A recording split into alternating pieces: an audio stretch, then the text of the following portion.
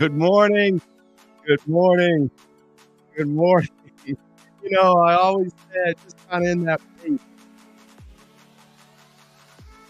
Good morning. I love the start of my shows because it's like I've told you this before where I'm just never quite sure exactly what I'm going to say.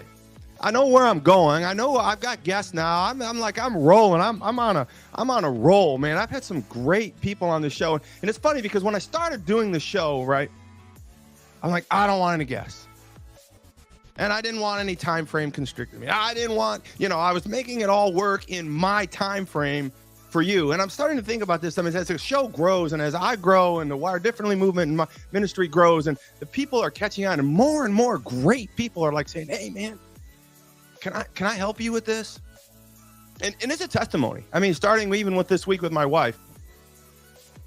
And then, of course, Darren Gray. And then this morning, man, I got to tell you, if I don't cry in this session, I know you're saying I'm a crybaby. But at the end of the day, if I don't cry in this session, it'll be a miracle.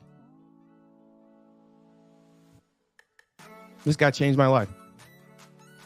This guy has changed. Nik Wallenda has changed the lives of people across America. Now, I'm sorry, Nick. Did I just insult you there? This guy has changed people's lives across the entire world. Matter of fact, I have traveled across the planet with this guy. I've literally been in a plane in first class with him, right? And I saw him try to offer people his seat. I've seen him walk in front. I've seen him offer people things. I've seen him sacrifice money. I've seen him sacrifice time. I've seen him sacrifice things that you just wouldn't understand. Like, so when I say my life is a damn mess, and I want your life a mess too, I'm not going to bring somebody on a show like this that's not a mess. This guy is the original mess, man. His life is a damn mess. I ride around in the truck with him. I watch him talk to ABC, NBC, CNN, Discovery, National Geographic, Fox. I don't even know who he's. He'll tell you if I said somebody wrong. I don't even think there's a network he hasn't had to do a beat down on some producer over. In a nice way. He does everything in a nice way. I met him in 2014. Was hired to do a gala. Got a hold of him somehow, and he said, "Yeah, I'll come do it." Changed everything for that school. And at the end of the show, I was just in awe, and I was kind of starting in what I might want to do in this space. And we were standing by his big truck. And I said, "Nick, thanks for the gala. Thanks for raising the money. And I just wanted to ask you a question." And he looked at me and he said, "Yeah, sure, anything, Todd." It was like, I don't know, 10 or 11 o'clock. It was dark behind the school. And I was alone with Nik Wallenda, right? I said, "Nick, just one question. Can I call you my friend? Will you be my friend?" I mean, he looked up at me a little bit and he's like, no, I like, no one's ever asked me that, right? And I'm like, oh man, I just did something I probably shouldn't have done. Like, what if he says no? What if he won't sacrifice his fame for me to be able to say publicly he's my friend? Because I'm just like, I've seen like a lot of these people say, "Oh, these are my friends. These famous people are my friends," and I'm like, I don't want to go out there and say Nik Wallenda is my friend and then get a phone call from Joseph. "Hey, Todd, I heard on the Facebook that you called Nick your friend." "Oh, yeah, Joseph, I did. I'm sorry." "Well, do not call Nick your friend. You have not asked for permission." Nick, do you remember that? I do remember that very well, Todd. Yeah, Joseph never did that, by the way, because I actually got your permission. You did say yes. I want to remember. It was like 9 years ago. Yeah, it has been a while, hasn't it? Yeah, and look, I would say the same about you, Todd. You have been such a huge influence in my life and made a huge impression on me. And you're one of those friends that I know I can call when I'm going through a rough time, that will encourage me and pick me up, which is what you're brilliant at, and why you're blessed and your ministry is so blessed the way it is. Well, I wanted to do so. I wanted to show off for you because I'm always trying to impress you.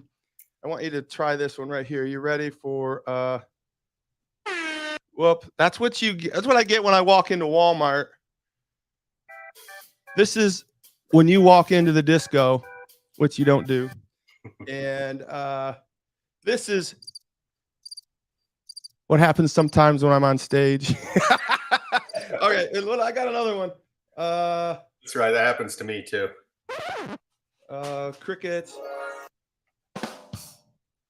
Cheers. Music. I need one of those. This is for you. This is for you. If you had glasses like me, you wouldn't be able to see either. So anyways, Nik, I wanted to thank you for getting up this morning. I know you had to get up early or you got to bed late. What happened? Where have you been for 2 weeks, Nik? Where you been all my life? I'm jonesing for Nik. 2 weeks I have had no Nik. It's funny. Normally I'm going to start one place and go there. Normally when I do these, I put up a screen so that I don't look like an alien. So I apologize, but it was a rough night last night. So I've been in Europe for the last a little over 2 weeks, touring all over, working on a new TV series actually over in England right now that hopefully we will close that deal within the next week. It looks like possibly by the end of this week, and then looking for another location to do a big event, as well as spending time with my beautiful wife and my son, who happens to be based over in Belgium. So how many countries did you see? I mean, because countries are traditionally smaller than America. A lot of Americans don't really realize we have this situation where we don't know a lot about the other world. We're ethnocentric, right? We just kind of not sure. We know a lot about like us, and then I think that's even fleeting in some regards. But I mean, so you probably were at a couple different countries, weren't you? I was. Well, we started off in Ireland, and then from Ireland we went to England, and then from England we went to France, and then from France to Belgium. So those countries are significantly. I mean, could you just drive? You didn't have to fly. You could drive for several of them. We took the bullet train, the speed train from London to Paris. All right, this is not about geography. This is about you. I want to understand. What's going on over there? Listen, we only have about 1,000 views right now, but we're going to grow because you're on the show. But can you tell us? Can you just give us I know, Nik, you're bound to secrecy, but this group of people, they don't share secrets. Is there anything you can give us? I'm working on a TV series in England that will be based on me training actually some of the stars over in England for a charity. So I'm working on that. It's a 6-part series that I'm working on. Nice. And then I'm also looking at several dreams of mine over there. There's a place in Ireland that I would love to do a big walk. I would love to. Another dream that's been on my mind for a long time is to walk a mile on a wire. And the location that I'm looking at is starting on the ground and walking to the top of the Eiffel Tower. So that's one that I've got my eyes set on as well right now. Yeah, well, if I know anything and you want to do something, it gets done. We're going to talk a little bit about that. So for you listeners that are getting on right now, this is Nik Wallenda, 11-time Guinness World Record holder who actually inspired me. I actually own one world record now, and I'm coming after you, Nikolai. You are in my crosshairs. 11 more, and I'll be one more ahead of you. Can you do that math for me? Do you realize how close I am? It drives me to break another one here in the next year. So I appreciate that. No, just let me get close. Let me get close. So Nik Wallenda is like my friend from 2000. Because I have permission. He gave me permission to call him his friend. 2014, raised some money at the gala. Then we became friends. We went to, I think, First Watch, and I was a little nervous meeting him, and we talked. We became more friendly. And then my first book came out, and he was nice enough to say some nice things about me in the first book, which shocked me. It was just such a great offering. But then I was invited to be part of his inner circle, if you will. And I have went on almost every walk of certain significance with Nik, from New York all the way to Nicaragua, right? Yep. And I have went through in Nicaragua where people thought you were me. Yeah. We were walking the streets. That's another time where I was afraid Joseph was going to call me. So I want to tell a story. So Nik, I mean, why not? I'm like, I was an imposter. This was not imposter syndrome. This was like, I was the real imposter. So I was in Nicaragua and we were doing a tour, and like Nicaragua is like a police state or something. Nick actually gave me a bodyguard. And I was one of the nicest. I don't even know if he knew he did it or not, but I had a nice man. He followed me around and he was always getting in my way and telling me. So one day we were in a black market and we were walking around and I was starting to buy things. I broke from the pack. And as I was kind of loose, my body keeper, whatever you want to call him, was with me, and I shook him for a little bit. And then all these people started to follow me from store to store. I'm like, man, what's going on? Like this is kind of like the Walmart story yesterday. And so 3-4 people, and then they want their picture with me, and they want their another picture, and they don't speak English, and they're like holding up, and the crowds come around and more, and they're like, yeah, I'm in a picture. And I'm like, man, Wire Differently is in Nicaragua. I'm like, this is the greatest thing. They must see my Facebook. They must. I'm famous in Nicaragua, so I get all my pictures taken. And so can you imagine the horror? Right when I'm finally got like 20 people around me and they're all kind of pawing to get the pictures and everything. And someone finally says to me in English, "You're going to make the walk." And I'm like, walk? I'm not walking. Oh my gosh, Nick, the horror. Like, oh, you think I'm Nik Wallenda? And they're like, you're gonna walk. And I'm like, so I had to come up with a story real quick because I didn't want to get that phone call from Joseph. You know, I heard you were impersonating Nik Wallenda again, Todd, for fame. You've got to stop that. No, I didn't get the call. And that's what I'm thinking real quick. Oh no, I'm Nik Wallenda's trainer. And they all go, yeah, Nik Wallenda's trainer. Then more people came, and then the bodyguard swept me off, and that was that. But so I want to thank you for that moment. So we were over there. Why don't you tell us real quick, because Nick's famous for not being a great guy only. He's famous for 3 things in my mind. 1, he's a great guy, loves the Lord. 2, he is the most accomplished wire walker in the world. No one ever. He's like the GOAT, man. He is the GOAT. And last but not least, he is a great friend and a great entrepreneur. And that's what we're going to focus at the end of this story. We may go a little long today, but I just really want you to know. So Nick, tell us 4 of your. Can you narrow it down to 4 walks? Because some of these people haven't really experienced the thrill of what you do. Yeah. You know, it's difficult to narrow it down to 4. I've been so blessed with an amazing career with amazing opportunities, but I would say the walk that really put my name on the map. I mean, we can back up a little bit, but family history dates back a couple hundred years. But the walk over Niagara Falls is the one that really kind of built the brand and sort of paved the road for all of my successes. And but there have been walks over everywhere from the Grand Canyon to Niagara Falls to Times Square, an active volcano, and all across the globe. Those are the ones that are really the ones that are seen on worldwide TV, live TV specials. But you know, there's not 6 months that go by that I'm not doing a major walk somewhere around the world. Right. Do you want to know my favorite walk?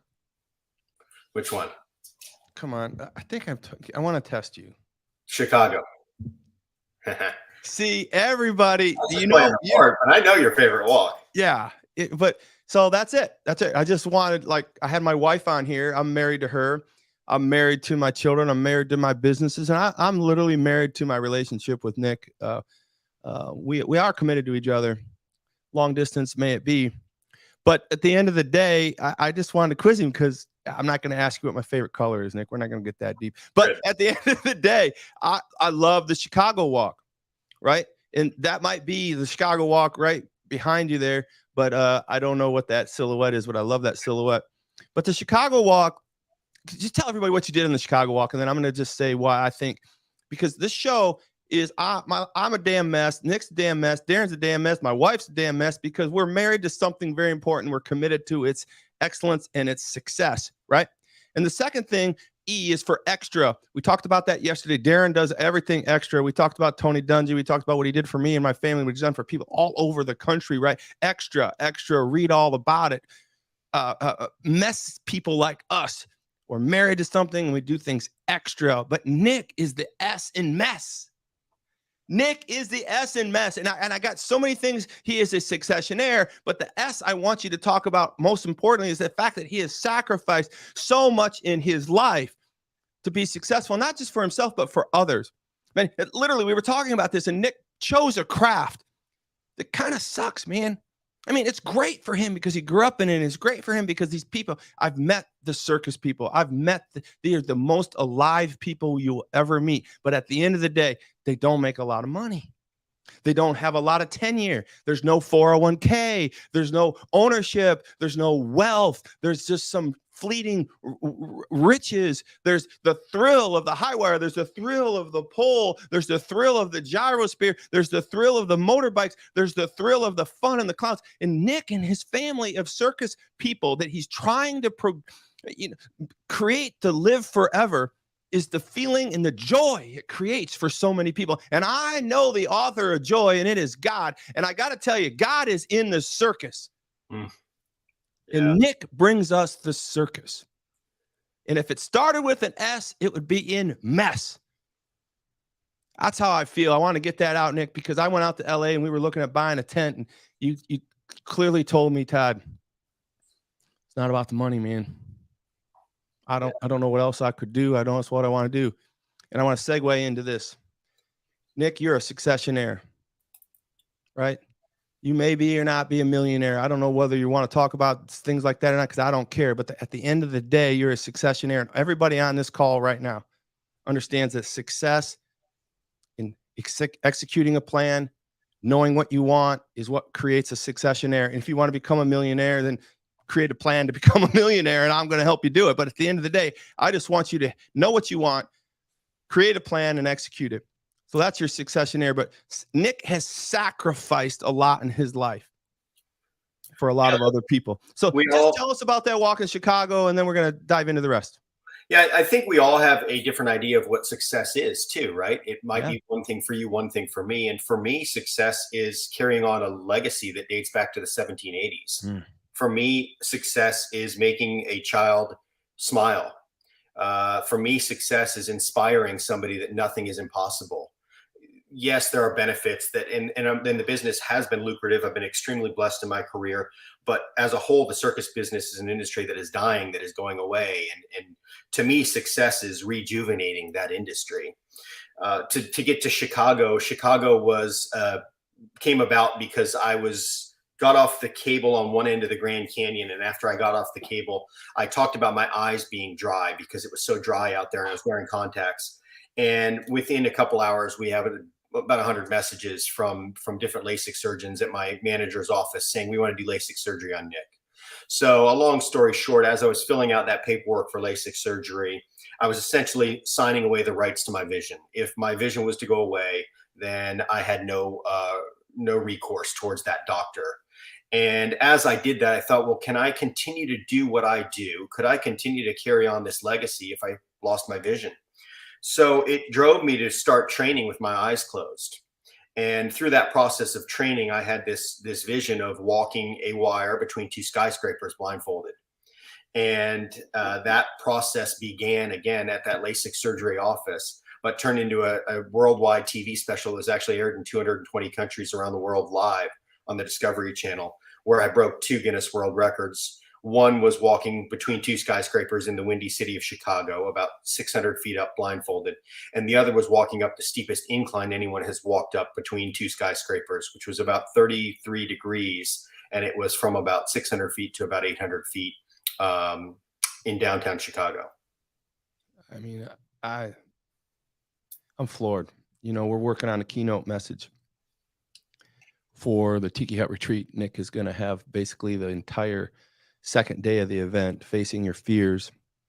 And I've challenged him to come up with some walks and tell us why they were life-changing. And I asked him to put that one in because it's life-changing to me. And so when I hear you say that, Nik, I've titled my presentation, Fear is a Choice. Oh, so that will be the presentation. I love it. But when I hear you articulate my favorite walk, I heard you say you had a vision for no vision. I mean, I just want everyone out there to let that sink in a little bit. This is, you know, I told you I wouldn't cry. I don't know why this moves me, but Nik, said he had a vision for no vision. That is not a wire walker. That is a great leader. That is a phenomenal entrepreneurial businessman. And if you want to take one thing from this show, I could just stop this damn show right now. We need a vision for no vision. We need to be prepared. We need to be able to see beyond our eyes. We need to be able to feel beyond our eyes. And I think that's what makes you, Byron. I don't care how many world records you have, Nick. And there's a press release going out. And I quoted this quote unquote. I say that Nik Wallenda is the greatest wire walk. I mean, he's whatever. I mean, there's people that do it, but Nick has done it in his own way. He's created this market, this industry. But he's a better entrepreneur, businessman than he is even a wire walker. And I am blessed beyond understanding why he's coming to the Tiki Hut Retreat. And yeah, he's going to talk about the wire, but at the end of the day, you entrepreneurs are going to get a lesson from one of the best entrepreneurial men's business mindset in the planet. This man creates his own shows. He creates his own scripts. I mean, I went out to Branson, Missouri, and we watched the show that he basically wrote up on the back of a napkin and gave it to his wife, Wendy. I'm going to get it right. Arinenda. Aninida. Because I love her, but she said when I met her, Todd, just call me Wendy. That's right. So anyways, I know that was a moment there, but I want you to let that sink in. I not that you need affirmation from Todd Saylor wired differently, but I just want to tell you that's some big stuff right there. Some big stuff right there. So when we talk about the S in mess for sacrifice, we understand the successionaire. I want to just kind of explain something. The M in mess for Nick. What's he married to other than his wife, Wendy? It's wire walking. Yeah, yeah, go ahead, Nick. Yeah, it is definitely. I mean, my first book is titled Balance, and it really talks about a balance between faith, family, and then life on the wire is the subtitle, but really that's business, right? And it's that dance of how do you balance between those marriages, because we have to be committed and fully committed to all three of those. Yeah. And sometimes it's hard as a breadwinner for the family to balance that out. I know as a younger person, I was so driven and focused on these dreams and goals and passions and businesses that I was trying to create that my balance was off. It was off kilter, and it definitely messed with my family and my family relationship. And I talk about in my book where my marriage was falling apart because that balance was not right. And until I got that balance right, my marriage would struggle, my family would struggle. And I think that's something that we all deal with as young entrepreneurs is how do we balance that out? How do we balance out enough time with our family and enough time with our spouses and enough time with our business? Because they are all very demanding. And the truth is they all need 100% of our time. So how do you designate 300% of 100%? It's impossible. So it's figuring out how do you safely maneuver or pun intended, but how do you walk that fine line?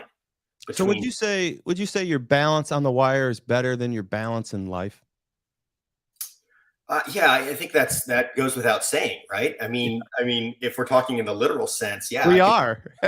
I've been blessed to walk a wire longer than I've been alive. My mom was 6 months pregnant with me and walking the wire. So walking the wire in a safe setting is like walking the wire on the ground. I can do it with my eyes closed. I've proven it between skyscrapers in the Windy City.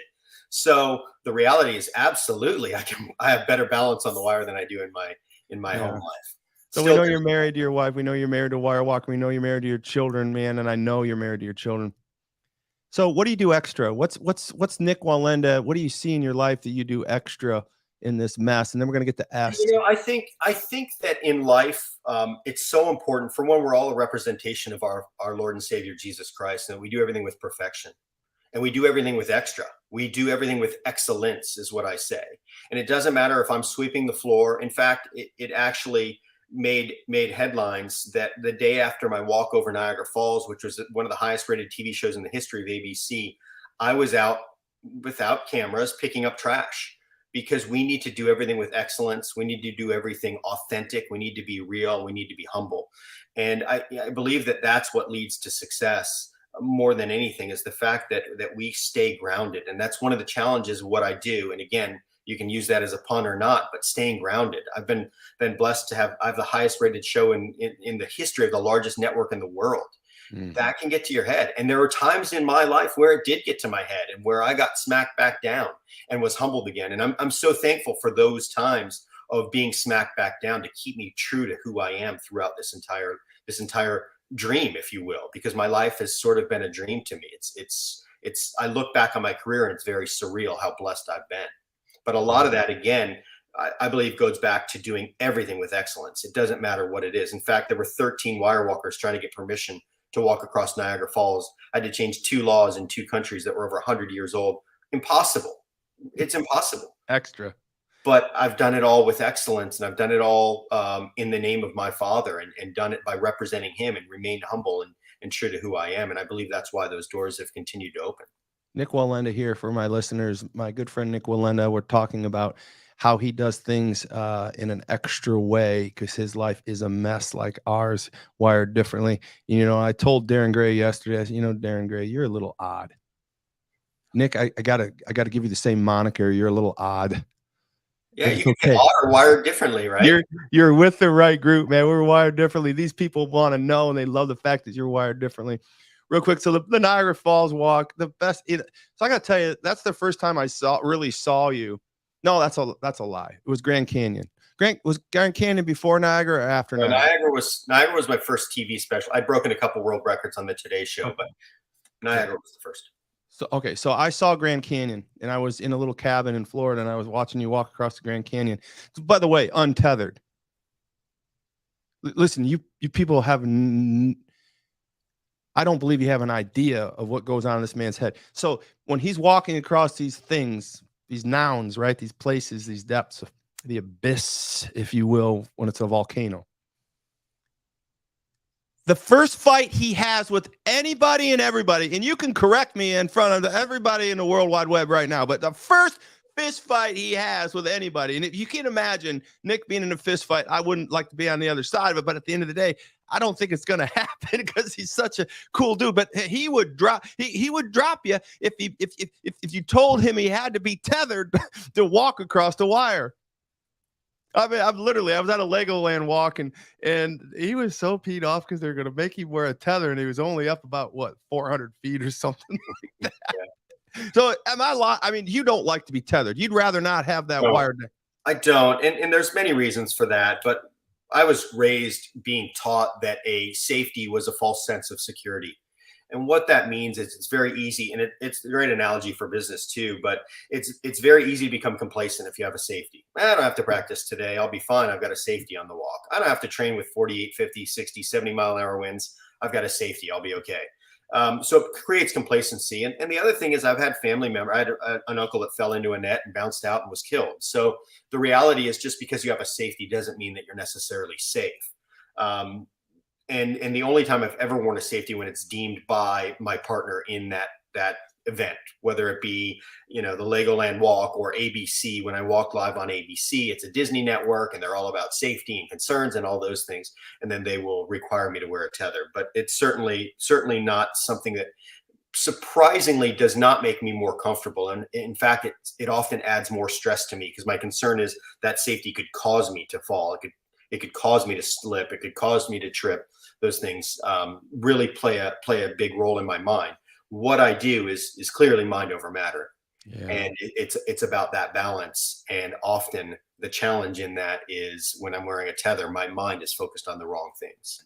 So I just I love telling stories about you. So Legoland, let's see here real quick for my listeners, Nik Wallenda right here. And he is an amazing man, a good friend of mine. And we're telling stories and I'm just reminiscing. We're about on sacrifice. And I wanted to let everybody know that he has sacrificed a lot of things. And we're reminiscing about walks. And I've been on a lot of these walks with him. This is when I first met Nik. Before I even went on a walk with Nik, I had him in a radio show. Nik, do you remember that event? I do remember it well. And there is Joseph, the guy I fear, calling me and saying, "Are you impersonating Nik Wallenda again, Todd?" Well, stop it. Nik, Joseph is the greatest guy. He's your best friend from high school.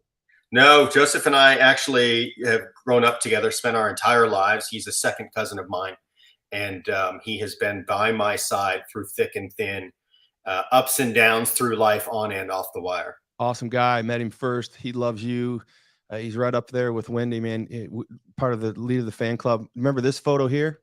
I do remember that. That was training for, goodness, that's Chicago or that's Times Square, I think. No, maybe that's Chicago. That's Sarasota. I think that's Daredevil. Oh, maybe it was. Because isn't that the tent? No, I think that's training. That's training for either Chicago or Times Square. There's Times Square. Yeah. Nick let me climb. Like, I don't even know what I'm supposed to do with him. You're part of a posse of 10 or something.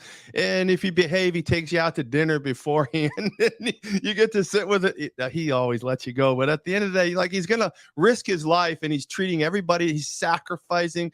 He treats everybody to dinner. And then there's always drama before these walks. I mean, it's like I'm Nick. I'm sorry. I'm just going to tell you, pre-walk is way more stressful than the walk. Yeah. This New York Square, we had a uniform malfunction on this walk. Did we or did we not? We had a personnel problems. We're up there, and I'm crawling behind him up the tower to look down at Times Square, where no human being has ever went before but Nik Wallenda, and here I am crawling up behind with a camera, sneaking pictures. Remember that? I do. Yeah, it is. There's always a lot that goes on that people don't realize in the lead up to those events, setting up the wire, getting ready, preparing for these events. All right. What's this one? Come on. I know all these, bro. You're going to stump me on these. What's this one? That's Hard Rock, where I walked a wire between the two towers with my 68-year-old mom, no safety, it was about 150 foot high. That walk, I'll tell you this. So what are you doing here right now? Tell everybody what goes on before the show. So every 30 feet or so on a lot of these walks, I'll have stabilizer ropes. And I was showing the volunteers that actually hold these stabilizer ropes. I was showing them how to hold those ropes and describing to them what they need to do in order to keep that wire stable under my mom and I's feet. All right. This is, I am a rope holder. I am the best. I have your life in my tail every time I hold that rope, because when you walk across the rope, I feel your feet walk across the wire and around the harness wrapped around my body, and I'm like, I'm not. One time I had a cramp. I'm like, there's no way, man. If I let up, Nick could fall. The stress of holding that rope. I'm not even going to say you have no idea because you're on the rope, but listen, the pressure I feel in these people, we got you, Nick. Don't ever worry. Where is this taken at? Let's see if you can nail this one. Goodness. Is that at your house? Yeah. Yeah. You're doing good. Party. Who's the beautiful lady on your right? That's my beautiful wife, Anita. Wendy, yeah. I got it. I love you. Hope you're watching the show. You're amazing. By the way, her piece of the show is just a meager hanging from a helicopter on a hoop by her teeth. That's all she does, by the way. This family is cray-cray. They're wired differently. They're a damn mess. Talk to me about it. I love it. I got some more here. Check this one out, Nick. Wow, goodness. That's with my lovely CPA, Bob. I love that man. He is an amazing, amazing man. And I understand he's going to be at the Tiki Hut Retreat. He is going to speak, and that is exciting. We might have to get him a scotch beforehand. That is me with one of our puppies, one of our 5 dogs on my lap in my office, and working on a project. I'll tell you, that was when we first talked about the fire drill. Yes. You remember that conversation, the fire drill? I've done a show on the fire drill. Hey, Bobby, hope you're listening. Love these. All right. Where's this at? That is at UTC Mall, but the question is, what did we meet? Did we meet for a pickup? Did I drop some books off or something? No, we were there. We were talking about a walk that was coming up. And this is at that pizza place, which I can't eat pizza now, but it was, what's that pizza place over there? California Pizza Kitchen. Yeah, good job. You're 7 for 7. You're never gonna get this one. Yeah, that's going to be a tough one to describe for sure. That was the day before, or was it the day of the walk when I walked across the active volcano that's in Nicaragua? This Uh, was exactly. walk.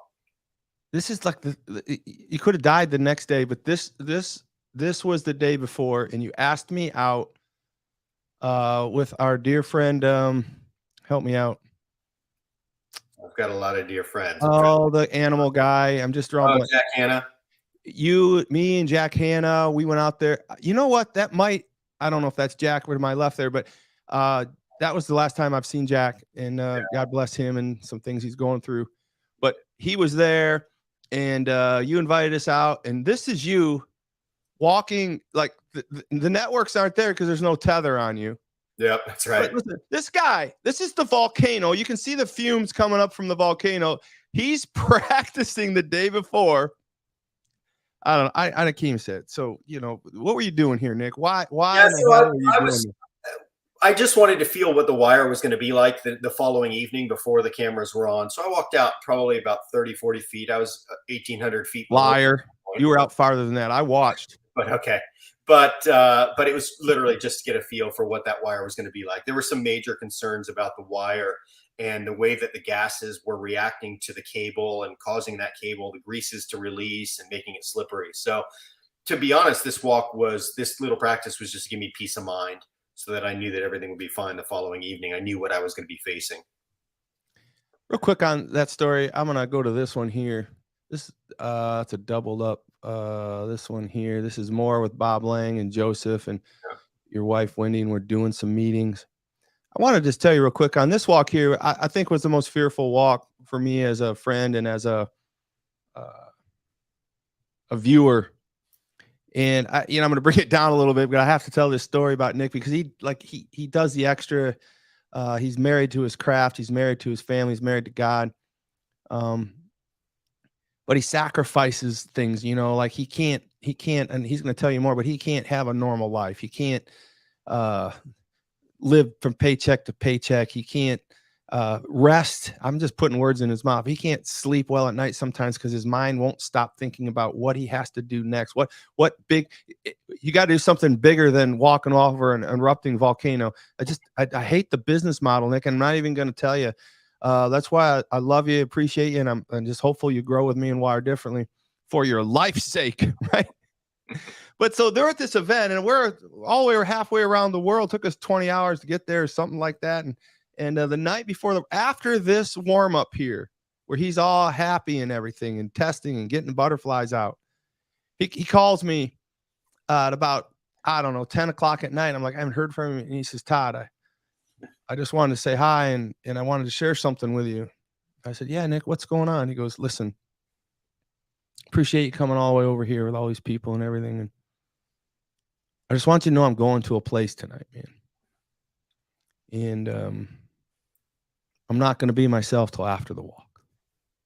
And I just don't want you to feel like I'm not thinking about you or I'm being rude to you or dismissing you, because I do love you. I was like, Nick, man, of course. Thanks for calling. He said, all right. Good night. And I didn't hear from him. I didn't see him until he was literally halfway on the other side of the volcano because he was so small.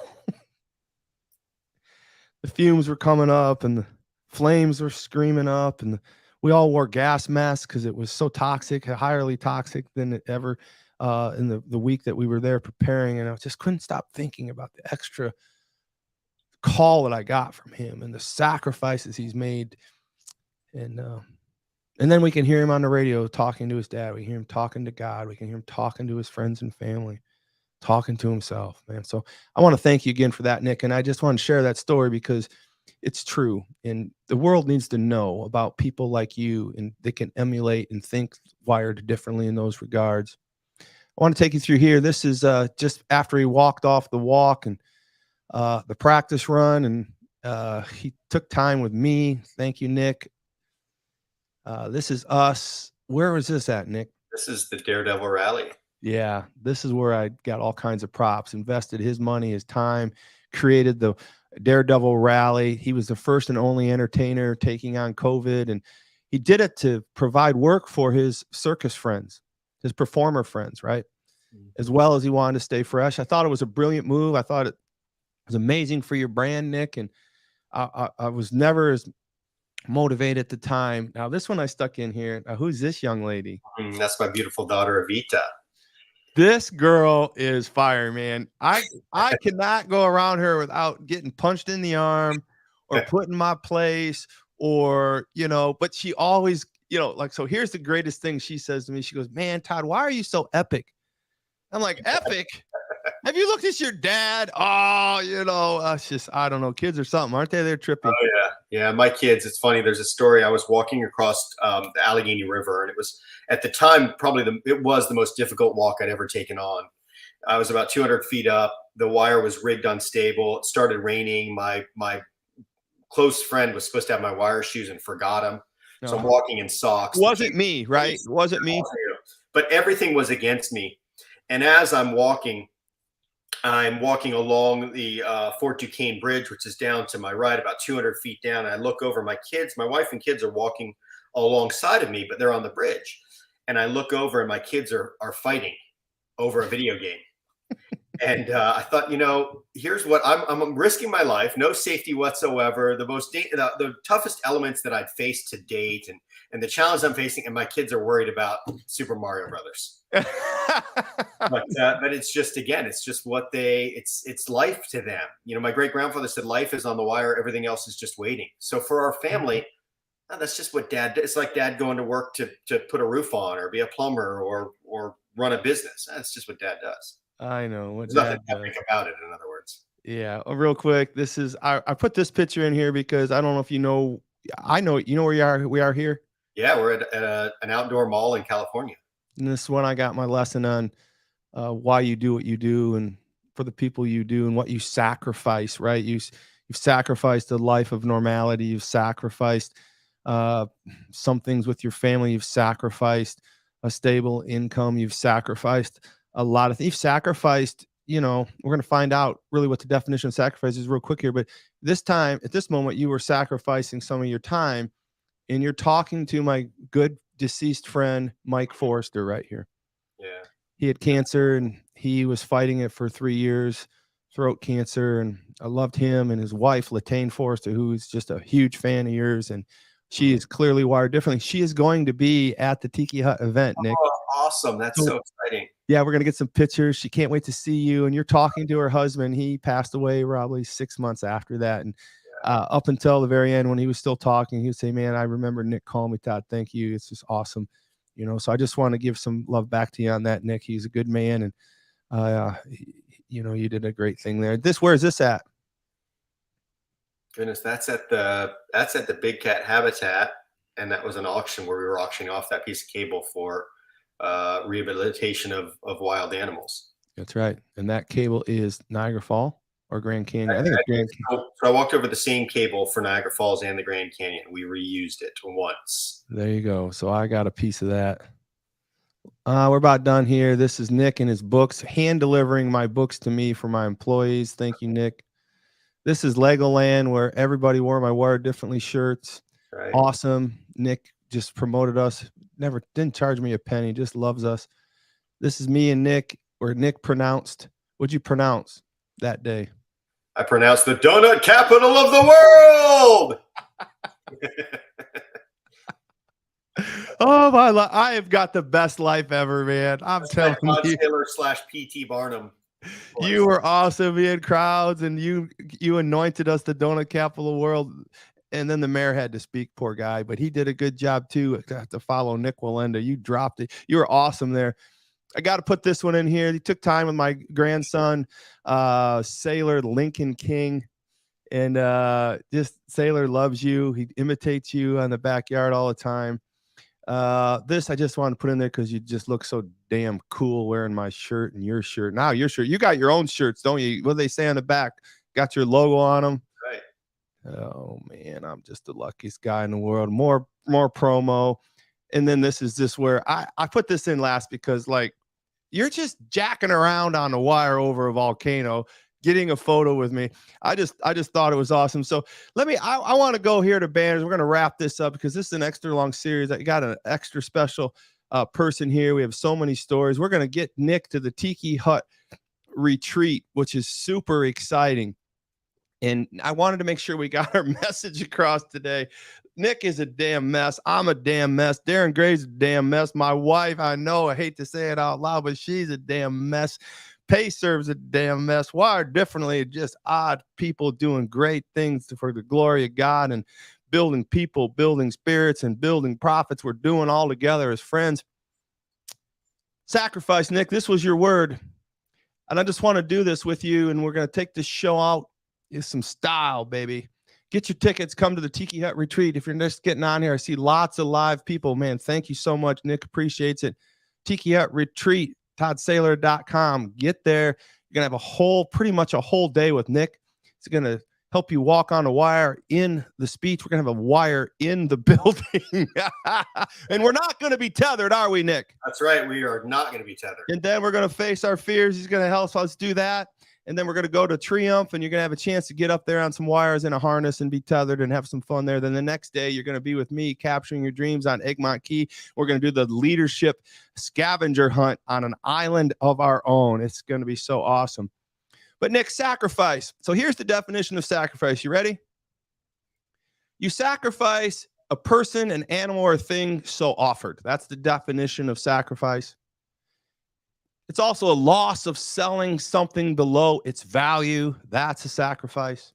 I feel like I've done that throughout my career. Yeah, I know. So don't play your hand just yet. The thing so surrendered or devoted to, right? That's a definition of sacrifice. And here's my favorite: a sacrifice baseball hit. So I'm going to go for me, and I'm going to go back to the top for you. I'm going to let you talk about this, and we're going to wrap it up. So the easiest one I'm going to take right here is a sacrifice baseball hit. What is a sacrifice baseball hit? Well, a sacrifice baseball hit is when the batter gets up in the box. You don't even have to know baseball to understand this, but you got a runner on first, second, or basically first or second. And there's very little outs. There's one out or less. And we got to get that runner from first base to second, or better yet, second base to third base, so they're in scoring position. They can score from second on a good hit. They can score from third on a meager hit. Hard to get there from first, though, on anything. So the manager says, I got a runner on first. I need to get him to second. We got 0 outs. This is what I want you to do, batter. Get up there and make sure you make contact with that ball. And here's the thing that blows me away about this sacrifice hit is the manager says, I don't even care if you get a hit. I just want to make sure it's deep out in center field and gets caught, or left field and gets caught, or it's a bunt that takes up time. All we want to do is sacrifice your live. We want to sacrifice your at bat. We want to sacrifice you getting to first at all. You get out so the runner can go from first to second. We have sacrificed. We've given up our life in the batter's box. We've given up our ability to score. We've given up our life, our statistics. We've given up anything in fame. We've given up any notice. We've given up being on the billboard and getting a hit and going home and telling mom and dad, I got my first major league. We've given it all up. We've sacrificed that opportunity because we loved the guy on first more than we loved ourselves. We literally had vision for no vision. That's where I'm at. Nik, you got some choices here, buddy. The thing, animal, or things are so offered. The natural, a loss of selling something below its value. Yeah, look. And this one, yeah, but this is the one I think about you. The thing so surrendered. Why don't you give us your surrender, your sacrifice? We know you're successionaire, the S, but right now I want to just hear some sacrifices of your life. So how you look at sacrifice. What can we take from your life and sacrifice? And then we're going to take this thing out. Yeah, look, when I think of sacrifice, the first thing that comes to mind is the greatest sacrifice of all, which is our Lord and Savior, Jesus Christ, who paid the ultimate price for our freedom. and for our future. And that of course is the first thing that comes to mind. But when it comes to career and life, I think we all have to make so many sacrifices. We all make a lot of sacrifices for our children. We don't go buy the McLaren when we have young kids. We don't go spend ridiculous monies on things because we're making sacrifices for our children and our family's future. I have many times throughout my career had to make major sacrifices, and a lot of I think there's a lot of a tie-in with being humble too when you make a sacrifice. Just like you talked about that baseball player, you're being humble, you're putting others before yourself. And I believe that God blesses that attitude, that spirit of sacrifice.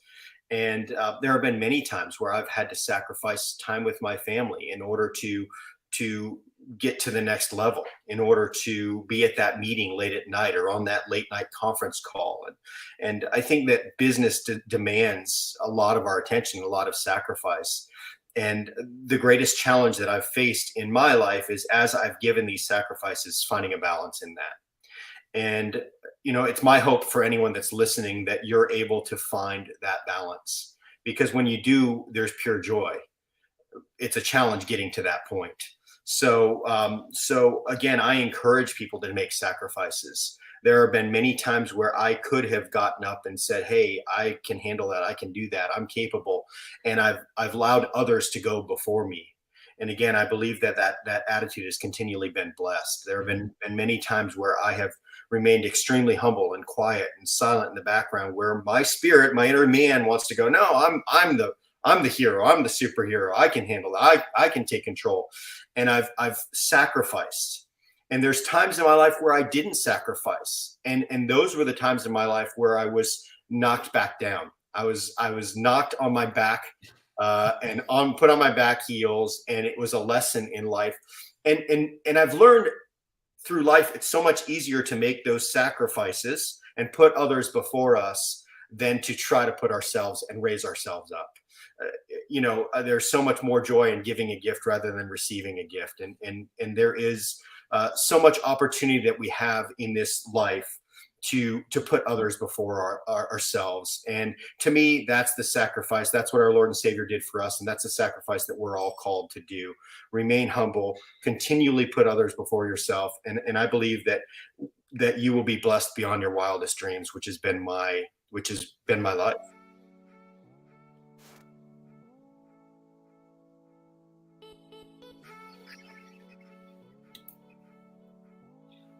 I don't know how to follow things like that.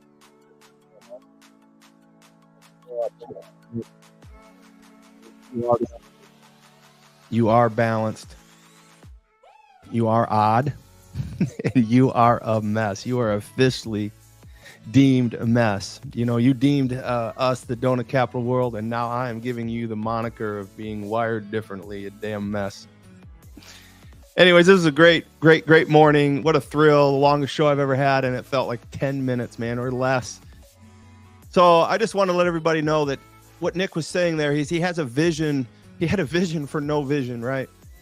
He has sacrificed a lot in his life, obviously, for a better life for others. But he's willing to tell you that he does have an ego. Yeah. I don't know many leaders that are going to lead with the fact, I have an id, I have an ego. I work on it. I use it. So I'm excited to hear what you have to say at the Tiki Hut Retreat. I know you're working hard on it. You got an hour and a half.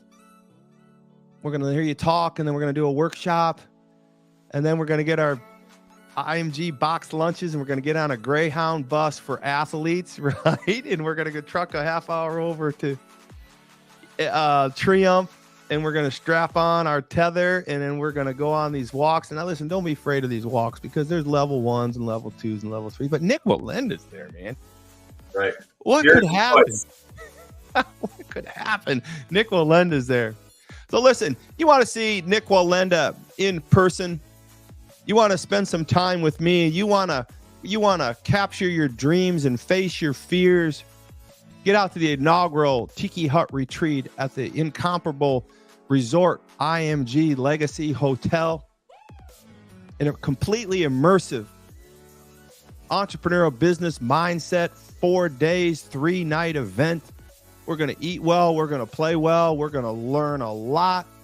We're going to have a chance to worship a little bit in the mornings, and we're going to take that theme throughout the day. I don't know if you know this, Nick, but every morning we're starting at a 7 o'clock study with scripture that's fitting fear, and it's fitting dreams, and it's fitting sales. And we're going to see early on, optionally, if you want to come in and learn what God has to say about it. Listen, we're going to wrap this up. Nick, you are amazing. Tell Wendy hello, and tell Joseph, your good friend, that I'm thankful for everything that we're working on here.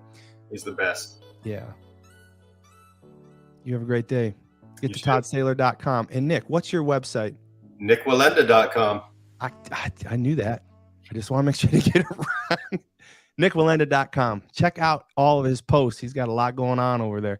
Love you guys. Thanks, Nick. Have a great day. ToddSaylor.com.